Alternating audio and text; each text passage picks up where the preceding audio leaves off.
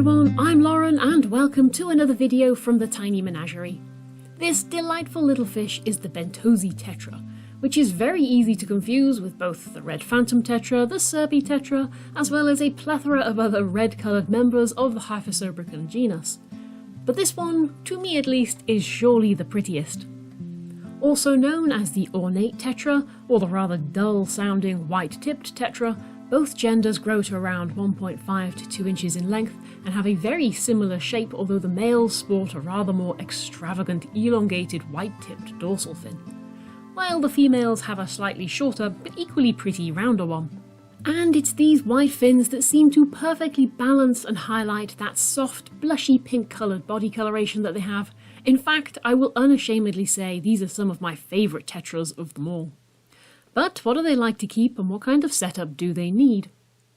Well, Bentosi Tetra hail from a wide area of the Amazon, occupying much of Brazil and Peru, and they can be found in a diverse range of different habitats, from shallow pools and streams right through to the large, wider rivers.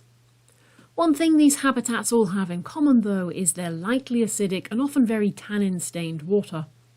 But despite this, like many of the other Hyphosobricon tetras, they are very adaptable and hardy and perfectly comfortable in a pH anywhere between 5 and 8. And they really don't require the dark water neither. They are still the normal, active, brave, and just as beautiful little tetras when they are in a clear water tank. They can also adapt to a wide range of different temperatures. Anywhere between 22 and 28 degrees is absolutely fine for them. When it comes to tank design, they do tend to stick in open spaces rather than swimming in and around different plants, and as they mostly use the middle to lower 1/3 of available tank space, and they only venture towards the surface when they can see food there, you will want to make sure you've got a nice open area for them to use. But what size this area is going to depend very much on how many fish you have. Like a lot of tetras, Bentosi aren't exactly the most active, and I found that even when being kept in a much larger tank, they will still tend to use just one area. And as they are a species that likes to keep an eye out for you and your fish food tub, that area tends to be where they're most likely to get fed. But while they're not particularly active in swimming around, they are slightly territorial, and so you do need to make sure they have enough space that every individual can get away from its neighbours if it needs to. So though if you have a shoal of 6 individuals, for example, you should be looking to keep them in a tank that is at least 80 centimetres in length. And you will need to keep them in a shoal as they do like the company of their own kind, with at least 6 individuals that preferably has more females than males, as the males can get particularly feisty with each other when they are displaying to the girls. Although, just to point out, it is both the males and the females that will hold a small territory of their own, and they will quarrel quite happily with any of their neighbours that venture too close. The females will do so by flaring their fins and simply circling around each other, and these little territorial displays are purely for show and they tend not to result in any actual fighting. And in all honesty, all of this constant minor bickering and quarrelling does make them a really interesting species to watch, as they seem to permanently be trying to outcompete each other.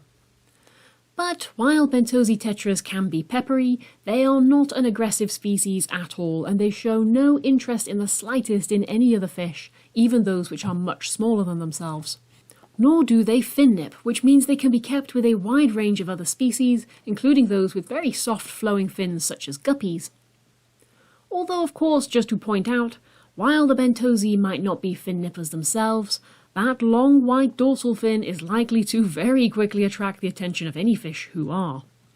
And so care must be taken when choosing their tank mates, just to ensure that only equally peaceful species are chosen, as fins which do get nipped will grow back, but they tend not to be as bright as the original ones, so you will want to keep fin nippage to an absolute minimum.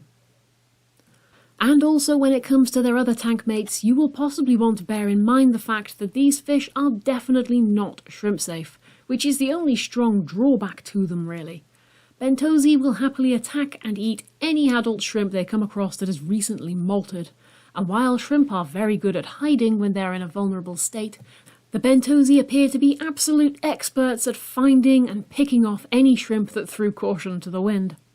And they will also eat any and all shrimplets that they come across up to about 1.5 centimetres in length, so overall generally it's best just not to keep them with shrimp. although I have found them very good for keeping in a cull tank in order to keep the numbers nice and low. But so long as you're not keeping shrimp, then Bentosi make perfect additions to any small fish community tank if you want that red tetra vibe without all of the bullying tendencies that tend to come from Serpi tetra, for example. When it comes to feeding the Bentosi, they're not exactly a picky species, and they will happily consume anything that's small enough to swallow, from flakes and pellets right through to any of the live foods. Although I have found them to be a little shy when introducing a completely new style of food, and it can take them a little while to become accustomed to it, so it's worth doing a blended approach when you're looking at changing their food, so they've got a little bit of an old one and a little bit of the new one at the same time while they get used to it. Once they are though, they will feed voraciously in that very typical darting tetra fashion.